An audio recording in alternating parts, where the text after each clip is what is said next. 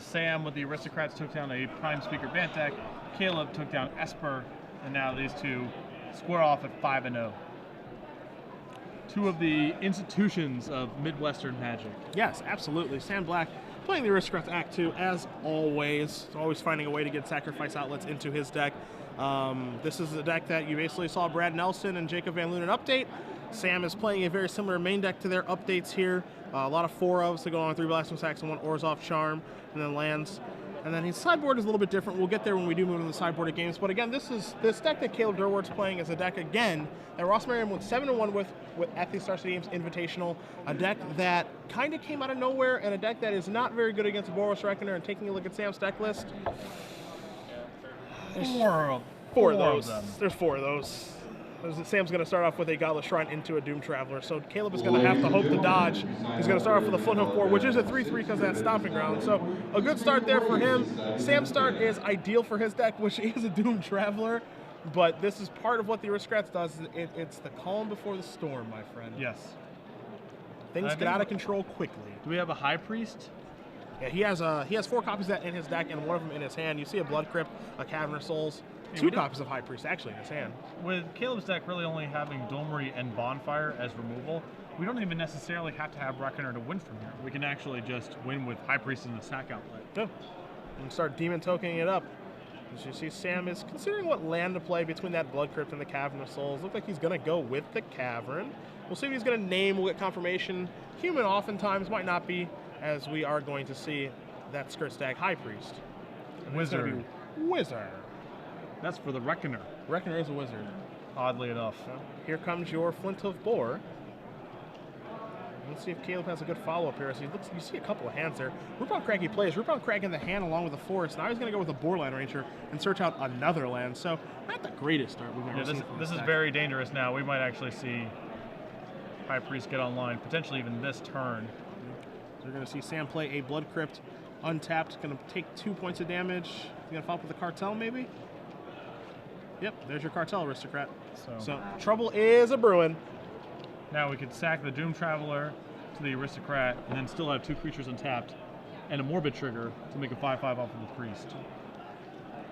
For those of you guys at home wondering about Caleb's wrist guard that he does have on, Shaheen Saroni actually plays with the same thing as well. Carpal Tunnel. From the shuffling. Yeah, plays a lot of Magic.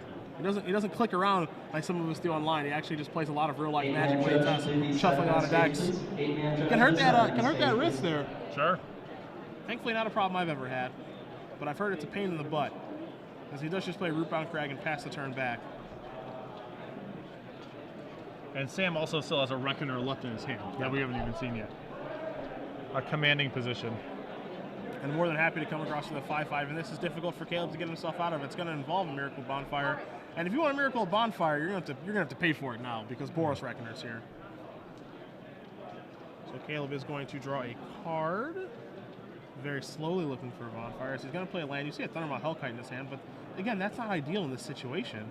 It's actually, one could argue, actively not awesome to cast as it kills a spirit and then allows a Morbid Trigger to take place. Yep. I guess it's the same, because we have Aristocrat, it could happen regardless, but... So Sam's going to sacrifice a spirit that would die anyway to the Thundermaw's triggered ability. Think of a protection from a color, probably going to be green there, be safe on the ground. Thundermaw Hellkite is ready to strike in the air, but Sam can just trade a demon token for that Thundermaw Hellkite if he deems that necessary. Caleb is just going to pass the turn back. High Priest is going to put another demon into play. Sam, look at Sam at the ready with the tokens. You think this is his first rodeo with this deck? No. He's going to draw a card, draws a Lingering Souls for the turn. You see a Blasphemous Act in his hand. 1, 2, 3, 4, 5, 6, 7, 8, 9. Might be about that time, my friend. Yeah, I mean, he's probably in a spot where he's just debating whether he wants to even show Caleb that he has Blasphemous Act in his deck. No, well, Caleb fully aware of that this is here. Caleb, a very well-informed Magic player. Yeah, Blasphemous Act going to kill you with the Reckoner. Caleb knows exactly what's going on here. He knows he's probably in a bad matchup or certainly behind this game, and he is going to die to the Blasphemous Act. So Sam Black is going to be up a game. As we're going to move on to our sideboards here, you have Caleb's in front of you. Any help, Ski-Poos?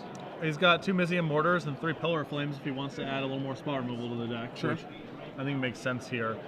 I think Doubles play is probably more for control matchups. I think I'm not sure if he wants to go up to the full playset. Obviously, Samsek has Lingering Souls and historically we've associated Thundermaw as being an anti-Lingering Souls card, but Sam's deck is also capable of killing quite quickly, so I'm not sure it can go all the way up to 5. It's probably just a straight upgrade over Wolfear Silverheart because Sam's deck is so good at blocking on the ground that I just don't think you can. Flyers are at a priority, but I would be surprised. Maybe we move up to 3 or 4 Thundermaws, I'm not sure, but the Pillars and Mortars strike me as more of the type of cards that Caleb wants to bring in here. Okay. Taking a look at Sam's sideboard, this is where things do get a little bit interesting. Zealous Conscripts certainly seems like a good one here. 3 copies at the sideboard. Like Trickery, not great in this matchup, more for your mirror match, your Naya Blitz matchups. 3 copies of Sorin Lord of Innistrad, just a little bit slow here. Can't imagine those coming in. Obsidian, 2 copies of that. I think if you're going to have a 5-drop in, I think you'd rather have Conscripts than Obsidian just because you can't take a Thundermaw, bash with it, sacrifice it to one of the 8 Aristocrats in the deck. Let's have the Bloodline, a little bit more removal, 2 copies of Duress and Intangible Virtue. I think Zealous Conscripts 100% going to join us. Maybe Obsidian if Sam thinks the game's going to go a little bit longer. And then that Singleton Sever the Bloodline if he would like a little bit more spot removal. Yeah, it's tough because you can also, you could imagine, you know, my initial instinct was he might actually want Obsidian over his Conscripts in this matchup, just because if you anticipate that Caleb's siding in cards, he's probably siding in a bunch of spot removal. So the matchup might not be that much of a pure race anymore, and you don't necessarily have a bunch of sack outlets in play if Caleb is pillaring and mortaring your Aristocrats. Yep. So to me, Obsidian is pretty much context-free, very powerful. No matter what way Caleb sideboards, it's going to be just good at coming up the ground and an easy way to take the game over, especially if Caleb's going into a more attrition-y route. I understand what you're saying, like the instinct is obviously, Sam, you know, Caleb's going to have some big awesome creatures, and I'm going to have some sack outlets, and so Conscript seems good to me, but assuming that Caleb is bringing in removal spells, it's possible you would want Obsidian instead. Like, I guess we'll see how it plays out. Caleb Durward on your left is going to be on the play here. That beard, man. Oh, it is. That beard. We're well past the point of outrageous. I mean, we can't even call it that anymore. There's an adjective for it. it. It's just don't know what it is. It's a different word now. Yeah. It is nice. That's all I've got. It is just N-I-C-E. For those of you who have not been following the entire show, first of all, shame on you. And secondly, in case you weren't aware, Sam Black, he'll be getting his own set of tokens along with yourself. Yes. Second wave. And Sam, if you wanted to play with some sweet zombie tokens, the Sam Black one is perfect. I cannot wait to give those away at Grand Prix Miami. I'll be one of the ones that having Sam sign his for me. Sure. I'm a big fan of the Sam Black token. I think the best of the 10 so far. Yeah. All the artwork is fantastic, all of those, don't get me wrong. But Sam, you take the cake, my friend. You did it. So we'll see what's going to happen here. I think, you know, the matchup is close. Sam Black was very easily able to break serve last game. Yeah. He was on the draw, and it looked like he was on the play because he was the only one ever attacking. Yeah. Really did not have much of an issue whatsoever there. And if people are moving more into this Domri Red, all creatures, not that much really in the way of spot removal or spells in general, the High Priest is insane against these sort of decks. Yeah, really is. If High Priest gets active, it's just... I mean, after he played it, it was basically Domri or bust. He had to Domri and fight that turn, or he's never getting back into it. No.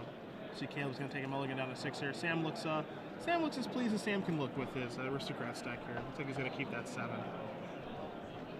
Yeah, High Priest is a scary card because, you know, in some matchups it's not very good.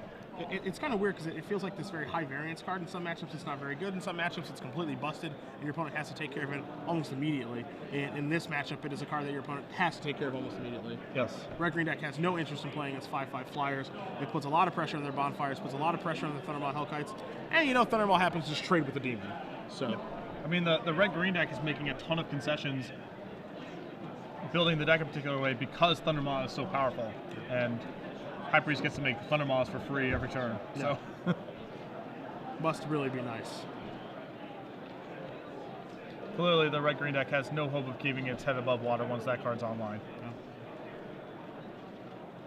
So we'll see if Caleb can fight back here. He's going to take a mulligan down to at least 6. We'll see if he goes any further down the rabbit hole.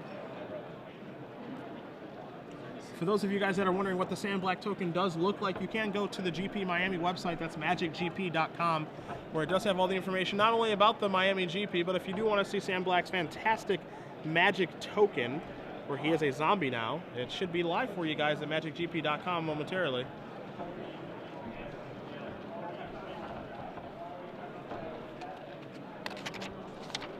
And Caleb looks like he's happy enough with his 6. Please just punch. Ladies and gentlemen, you take the plane Legacy Challenge. You need to come on. Turn 1, Godless Run and Doom Traveler from 5 Sam. minutes left for registration.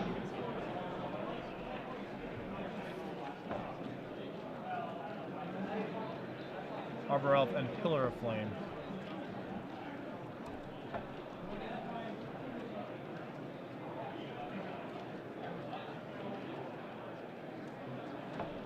High Priest from Sam. The Boogeyman. Stomping Ground untapped. Yeah. And there's Gore Clan Rampager. So let's see what Sam's gonna follow up here. Probably a Reckoner, yeah.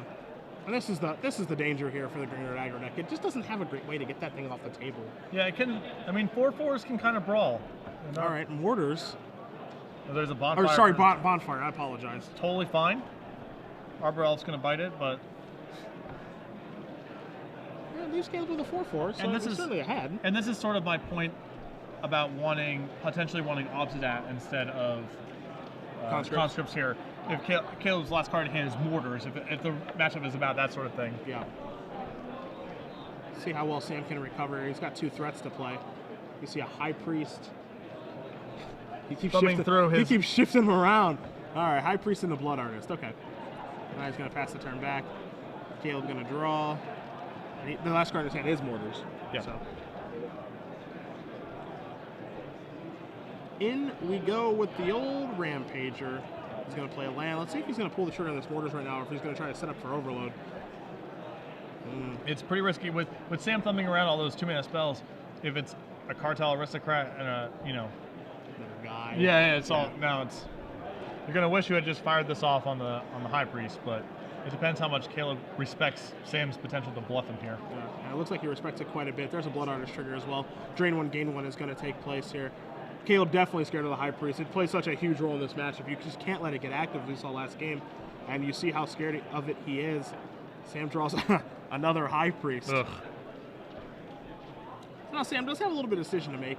He does have 3 2-mana spells in his hand, and Orzhov Charm, Scourge Stag, High Priest, and that Cartel Aristocrat. So which way does he want to go about doing this? He's just going to play the 2 guys and pass. Yeah, he's also low on life. That's Yeah. another factor here. Caleb draws a card. It's not a Bonfire of the Damned.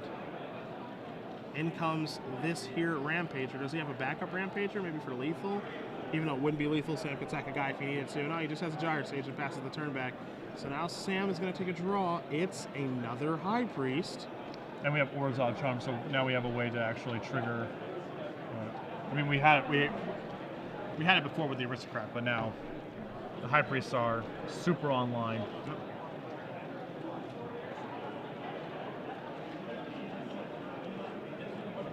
Sam is considering casting that Orzhov Charm. If he does cast it now, he will die if he kills a Rampager. Now, if he doesn't kill a Rampager, kills a Gyre Sage, and then activates the High Priest, he's actually okay.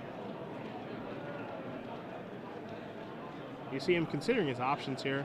I mean, there's really no rush. If Caleb goes untap attack you, Sam can just put his. I guess he doesn't want to lose both the High Priests, but he could still just triple block if he needed to. Doesn't strike me as a reason to rush here. Yeah, you can just send it He's back. just going to pass the turn back. So Caleb's going to draw a card. What's it going to be? It's not a Bonfire of the Damned. Sam dodges that bullet. His Bonfire would have been huge here. Here is an Arbor Elf. Ladies and gentlemen, He's going to pass the turn back. Sam, Legacy Challenge. This is your final call for registration. is he going to sacrifice a guy? Side event registration station.